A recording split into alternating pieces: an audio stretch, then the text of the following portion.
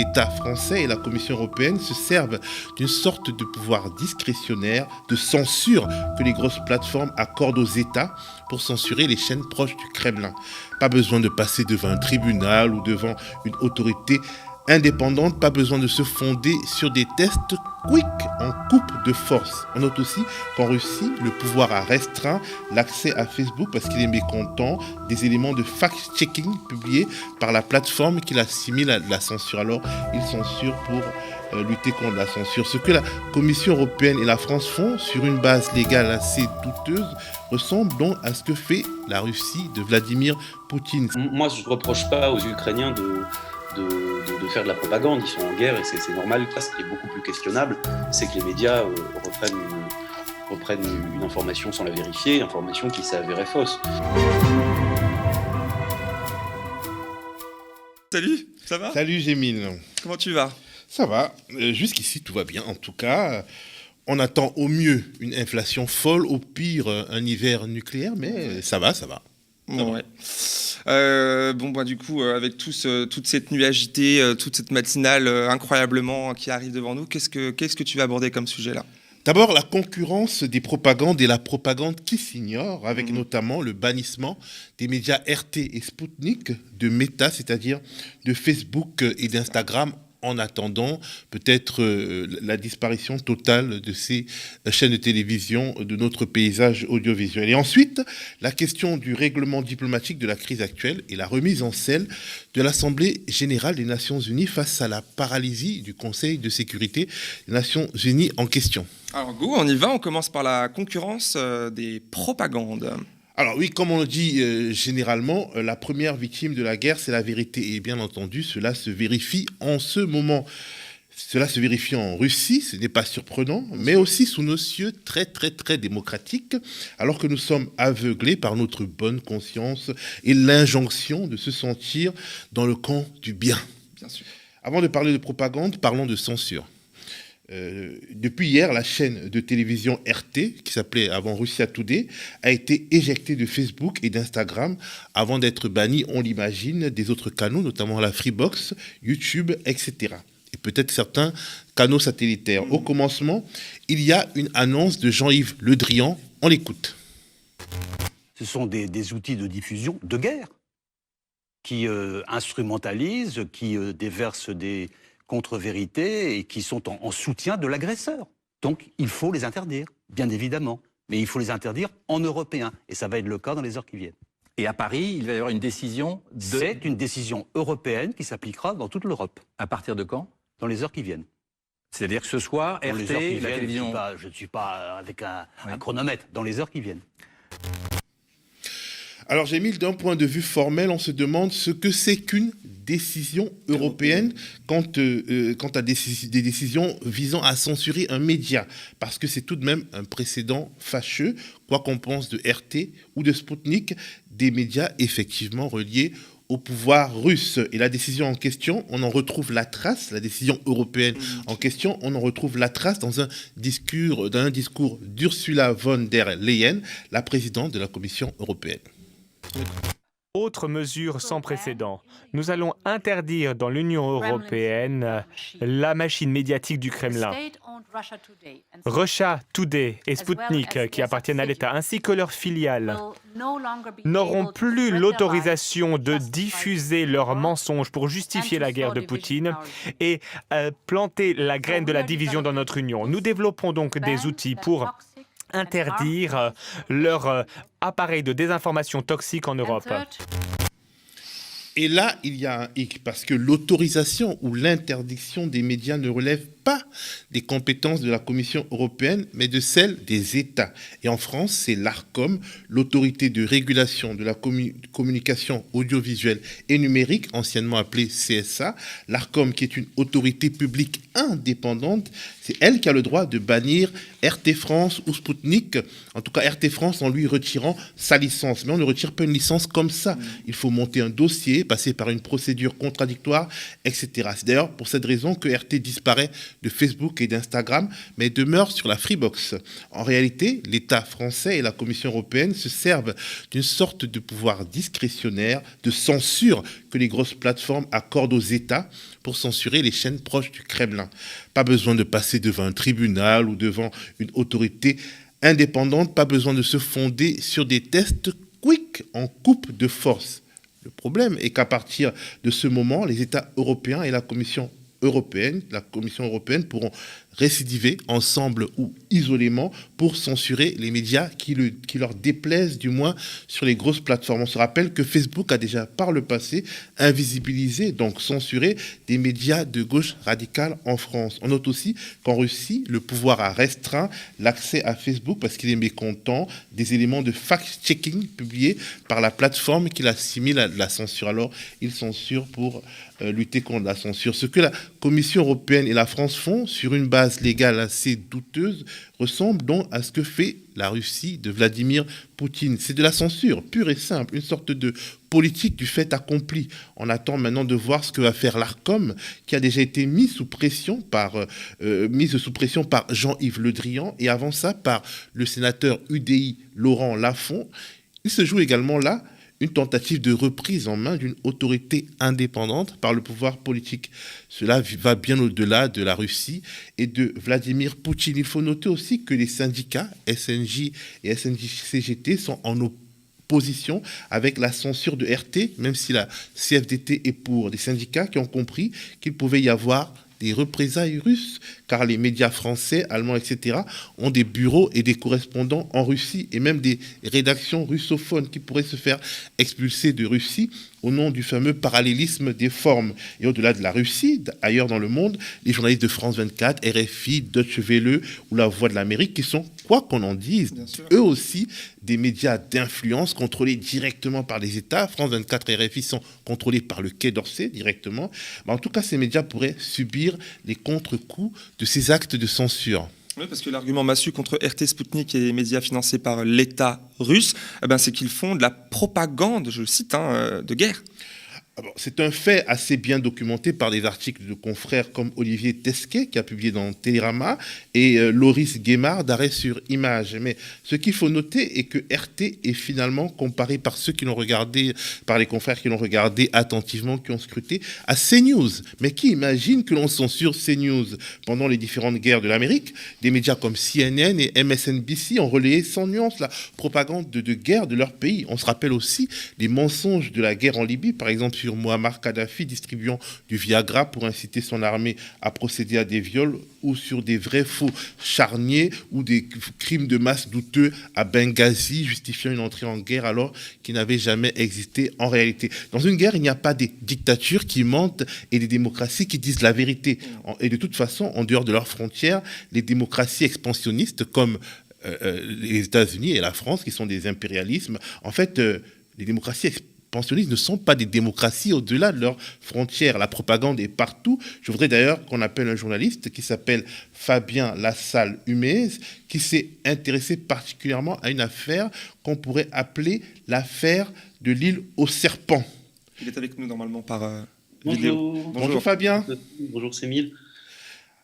Alors, je te propose, Fabien, de regarder d'abord une vidéo du Parisien, mais qui a à peu près le même contenu qu'un élément du JT de France 2 et qui évoque le trépas de 13 soldats ukrainiens morts en héros pour avoir refusé de se soumettre aux Russes. On regarde.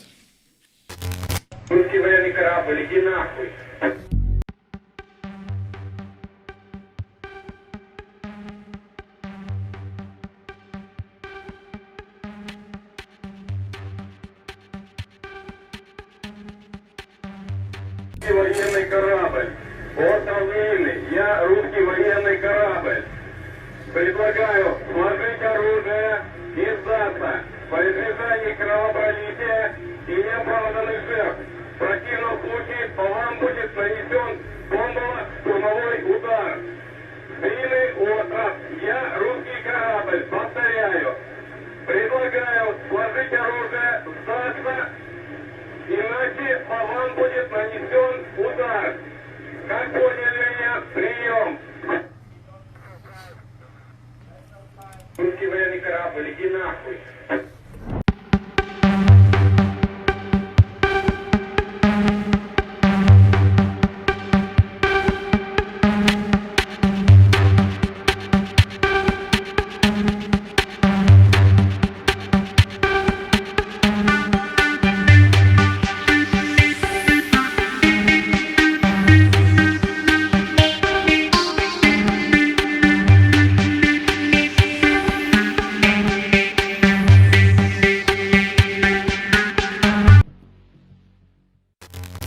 Alors, Fabien, la narration contenue dans cette vidéo n'était pas tout à fait vraie. Est-ce que tu peux nous raconter comment cette histoire a commencé et où on en est aujourd'hui?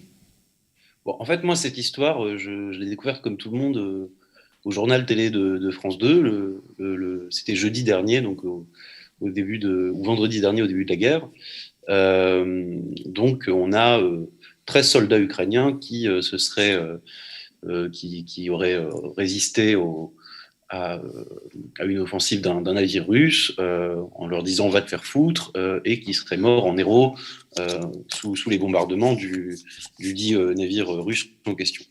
Et donc la première réaction qu'on a en voyant cette séquence, c'est d'abord les soldats ukrainiens ont été particulièrement héroïques et en même temps on ne peut pas s'empêcher de se dire salauds de Russes, ils ont tué des soldats sans défense, enfin 13 soldats qui face à un navire avec plusieurs centaines de soldats, c'est vraiment lâche.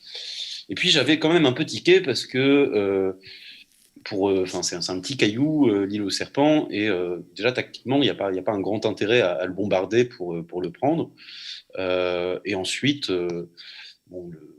j'imagine qu'il y a plein de soldats ukrainiens héroïques, mais globalement que tous les soldats se sacrifient pour une bataille qui était de toute façon perdue d'avance, et pour ce caillou avec une importance stratégique assez limitée, ça me paraissait assez étrange. Et donc l'histoire en est restée là. Et finalement, on a appris hier que les soldats ukrainiens se sont rendus et qui sont aujourd'hui prisonniers de l'armée russe.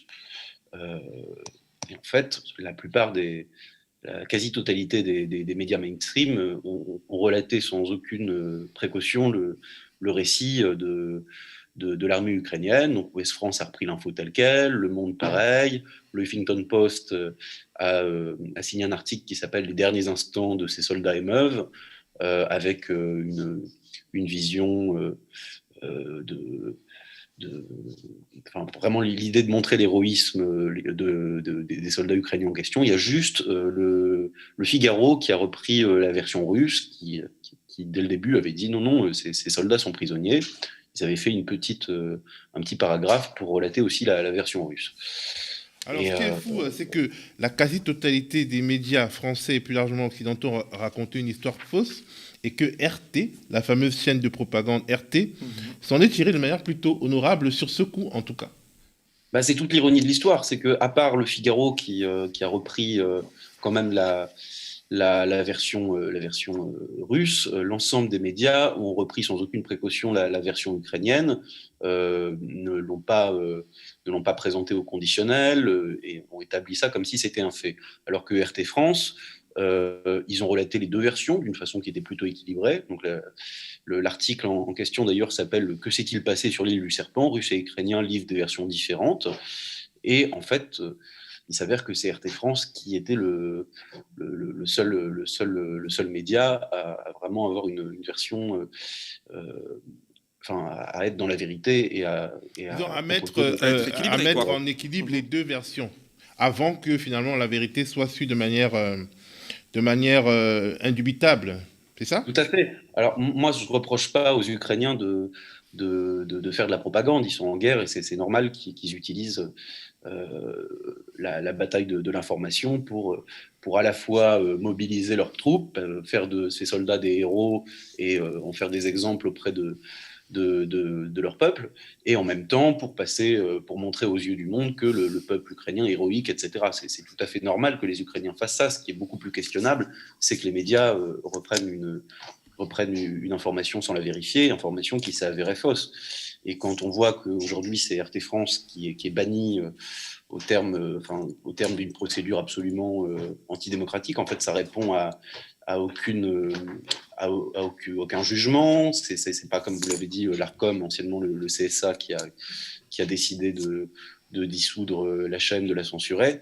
En fait, c'est simplement YouTube, Facebook et peut-être bientôt Twitter et les transmetteurs Internet qui coupent de manière unilatérale une chaîne d'information. Et ça, c'est un précédent qui est très dangereux et qui peut se produire pour d'autres médias, y compris celui sur lequel je suis en train de parler en ce moment même. On a en tout cas des raisons de s'inquiéter. Alors, pour l'instant, hier, dans la nuit, j'ai vu que RT demeurait sur YouTube, mais effectivement, ils ne sont plus sur Facebook, ils ne sont plus sur Instagram, et ils pourraient ne plus être sur la Freebox, puisque ce sont les instructions données par Jean-Yves Le Drian, en contradiction avec les règles françaises qui laissent cette prérogative à une autorité indépendante. Merci beaucoup, Fabien. Et Cédric O, qui est le secrétaire d'État au numérique, a fait une réunion hier avec les transmetteurs Internet, Free, Orange, etc., avec l'idée de censurer tout simplement l'accès au site d'information de RT France. Donc là, on a une rédaction de 100 journalistes qui peut être potentiellement mise au chômage. C'est des journalistes qui ont tous la carte de presse. Carte de presse qui est attribuée par la commission de la carte de presse, qui est une commission indépendante de journalistes. Donc ça pose un gros problème démocratique qu'on puisse censurer ainsi un média. Alors là, c'est au nom de la propagande de guerre, et puis ça crée un précédent qui pourra se reproduire. Merci beaucoup, Fabien, de nous avoir raconté cette histoire.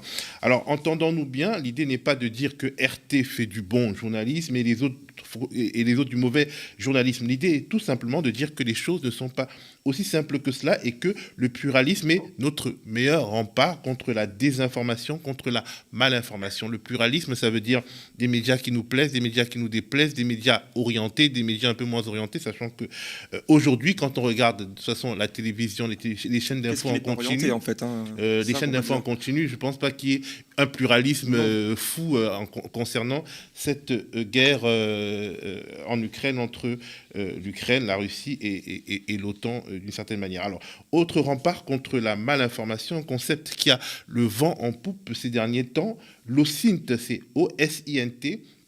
Alors en anglais, ça veut dire Open Source Intelligence ou le renseignement de sources ouvertes. C'est une technique qui permet à des détectives amateurs mais passionnés de vérifier ou d'infirmer les propos tenus par les officiels, notamment grâce aux nombreuses traces numériques que laisse désormais tout événement et à un certain nombre de techniques assez sophistiquées mais finalement accessibles à n'importe qui est bien formé via son ordinateur. Exemple avec des frappes russes meurtrières dans la deuxième ville d'Ukraine.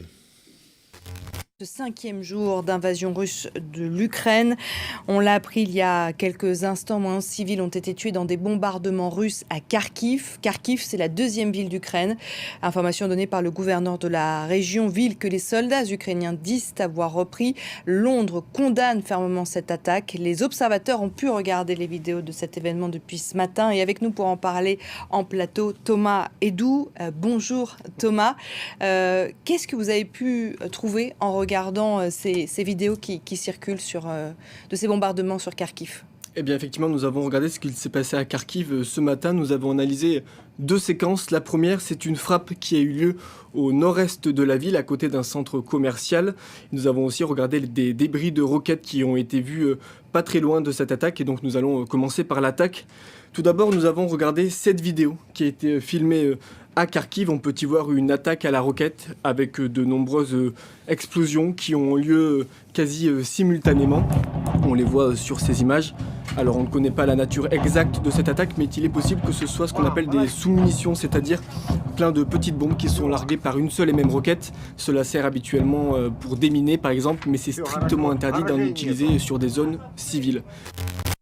Alors, il y a aussi du faux et de la fraude dans l'OSINT, O-S-I-N-T, mais le travail collaboratif sur des sources ouvertes aide à débunker les intox. Et tu voulais aussi nous parler de la réunion à l'Assemblée générale de l'ONU qui s'est tenue hier au sujet de l'Ukraine et qui, selon toi, est à noter. Alors, pourquoi cette réunion en général est importante pour toi ?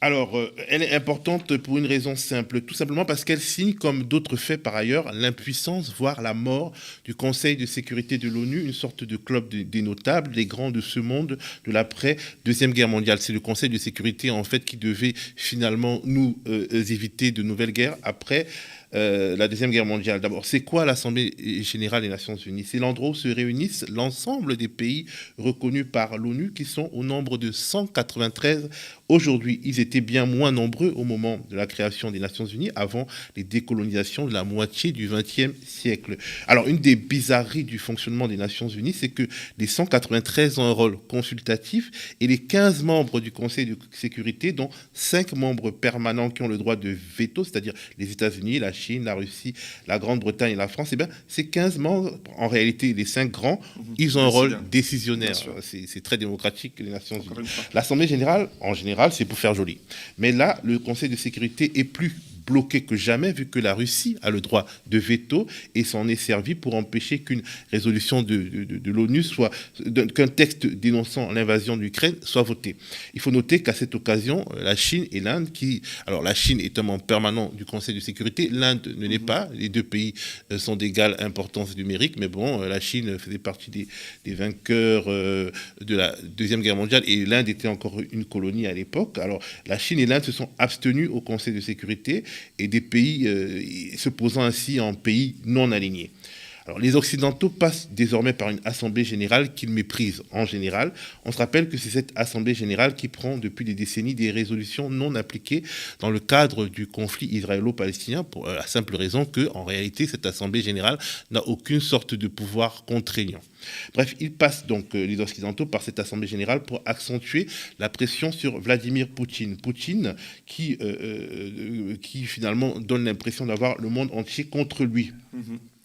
Alors, la situation actuelle fait que le monde tel qu'il est, les petits pays, les émergents aussi, surgissent dans la discussion internationale. Et c'est une occasion de voir combien de pays se dissocieront franchement de la Russie, combien s'abstiendront et combien prendront le risque de soutenir ouvertement Moscou. Là, le vote donc de l'Assemblée générale des Nations Unies, c'est pour demain. On va suivre ça. Le texte de base de la résolution a déjà été édulcoré pour convaincre un maximum de pays de s'associer à ça. Par exemple, les questions de remplacer le mot condamner, donc condamner la Russie, par déplorer dans les termes les plus forts.